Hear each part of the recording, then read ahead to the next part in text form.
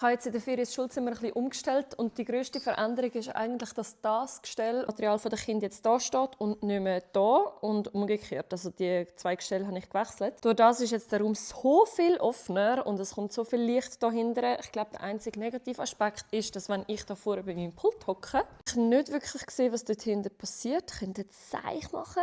Aber all das Licht, das durch das reinkommt und die Offenheit vom Raum, ich liebe es so fest. Vielleicht noch ein anderer Aspekt, der ein bisschen schlechter ist. Vorher, wo das Gestell da gestanden ist, haben sie gut von beiden Seiten an ihr Fächchen ankommen.